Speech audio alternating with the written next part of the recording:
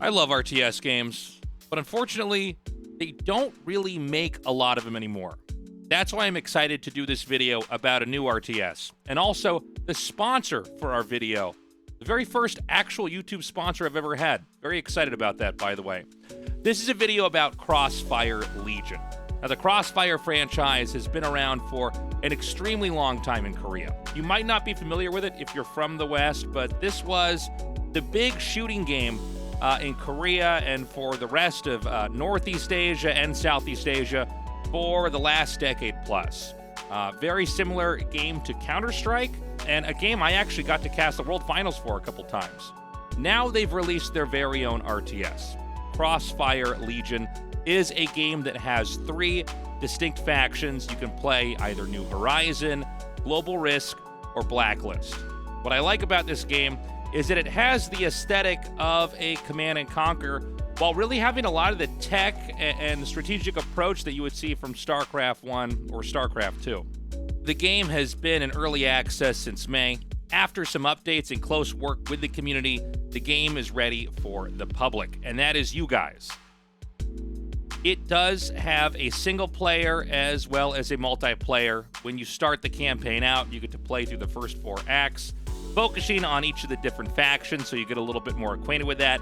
It does have multiplayer, both with co-op missions, versus mode, team versus mode, and payload mode, which you should check out. 75 different units in the game, including 9 different commanders with special abilities.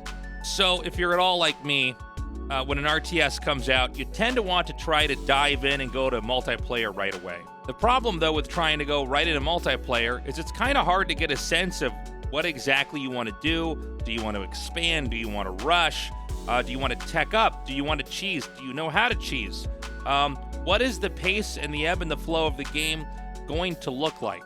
And so what I thought would be interesting for this video would be to show you the build that I came up with over a course of about a few hours, trying to really map out the pacing of the game. And I think I came up with a fast expand build for New Horizon that is pretty safe, allows you to put some pressure on, do some control play, and then tech up into late game from there. So the idea here is basically to just show you from an RTS player background how I've sort of developed a multiplayer opening that I had a bit of success with when I managed to go into multiplayer myself.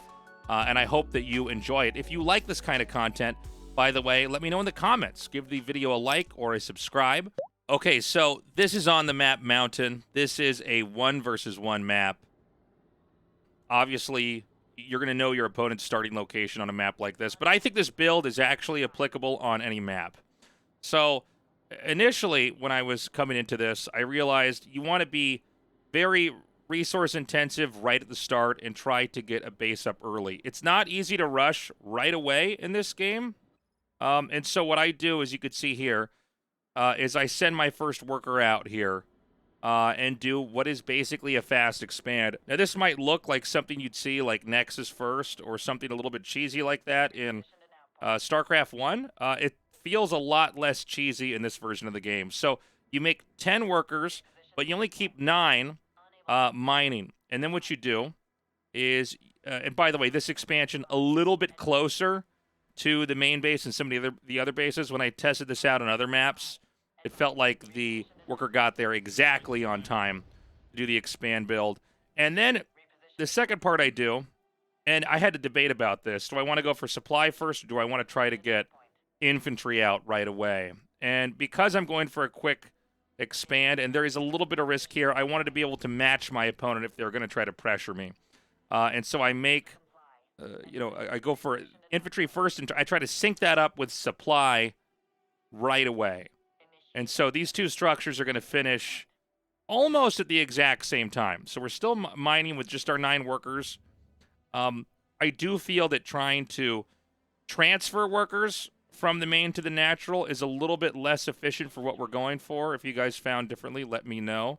And what I do with the first worker that made everything is I basically poke out. Now, this map is mountain, so we just go for a cross scout.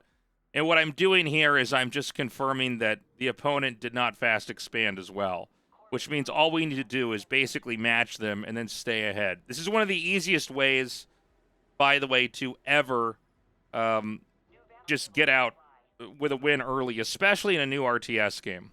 And you can see we go for a secondary resource slowly. We want to try to upgrade the vampiric ability, on our vampires here. And you want to be incrementing out the vampires one by one. So first priority with workers is to get 10 in the main, and then you start to try to filter workers in over at the natural. Now, if it feels like we're a little bit slow here, what's going to happen is we're going to put some pressure on, as you can see coming out here. Now, the idea is this way he's going to be on the defense, and as you can see here, not actually going to, attack out here. So you could poke in here. Now, what you're going to see here with me attacking really isn't important. What's more important is that this is not, that he's not also able to expand with me. So we make additional supply to try to fill that in. And right when we get to 100 of our secondary resource, we want to focus in immediately on trying to get that vampiric upgrade. And you can see we've got that now. And what's handy about that is it gives my army a lot more sustain when we're just out here trying to control the map. Now, I could go ahead and just kill the opponent right now. By the way, you definitely want to use that dash move. Be careful with that, because if there is an obstacle in the way, they will get stuck. So it's not just you get to click on where you want them to go and they go there. They'll get stuck on other units. They'll get stuck on terrain. So be careful with the vampires there. Now, one mistake I actually made here, I do believe in getting the second infantry production in there, but I messed up on getting my tier 2. And so the idea here is to get the tier 2. Keep the supply all out in the middle of the map. This is going to let you reinforce. You might be asking yourself, well, isn't this dangerous if he, does some kind of a counter into the main? Well, the idea is that you're keeping so much pressure on them that they're going to be on the defensive. Now, one thing I don't really know for sure just yet is, do I want to try to go, for a third base right away? I guess if you're ahead by one base, there's no need to try to do what we would call a win more play here. Instead, I'm just going to try to power up. If I could do another thing differently here, and I don't know that I'd have another, I guess I would have one extra worker right about now, but I would like to be checking the 12 o'clock spot as well as the 9 o'clock spot here on the map. So you can see here I micro my units away here. One thing about CROSSFIRE is it does feel like the infantry stack pretty heavily.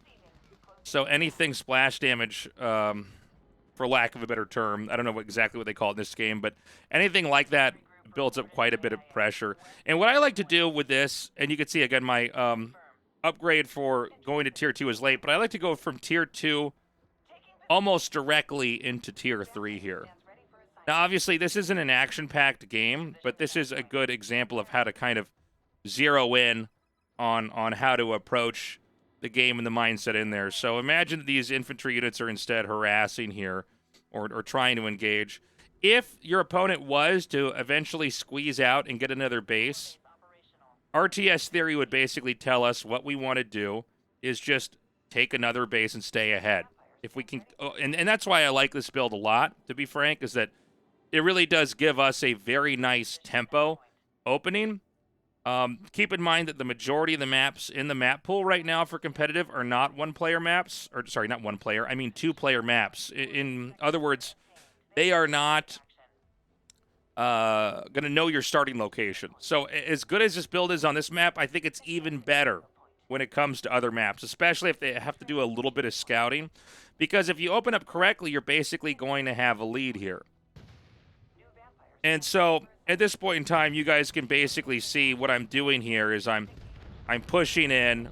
I mean, this game is effectively over, but from here, there's probably a decision tree you could try to follow for what types of builds you want to do. But the big idea is that you want to go for an expand right away. Keep in mind, when you get a second facility that you can mine from, that's going to give you a boost in supply. So even though it feels like it's a little bit heavy to try to come in and take another base early on, once the base is up and running, you're going to have double the workers coming out. You're going to be able to fill in your tech very nicely. big picture here, and this will work not just in Crossfire Legion, which, by the way, you should check out with my code in the link below, but for most RTS games, especially new ones. A lot of people, when a game comes out, they'll try to focus on doing a lot of rushes, and that's not wrong. But if you want to get ahead of the curve, you're better off trying to figure out how to get a second base right away. If you can get a second base up in basically any RTS, you're going to have, as long as it's done correctly and you can get to where you need to be, double the income. So in this game, again, go for that quick expand. Build your tech and most of your infrastructure, in this case, out in the middle of the map, and then apply pressure, and you should be able to control the game, ultimately navigating that to a pretty easy early game win. If you like content like this, let me know in the comments. I really appreciate you guys watching this video. And again, thank you so much to CROSSFIRE for sponsoring this video, and I hope you check it out, and I will see you in the next video.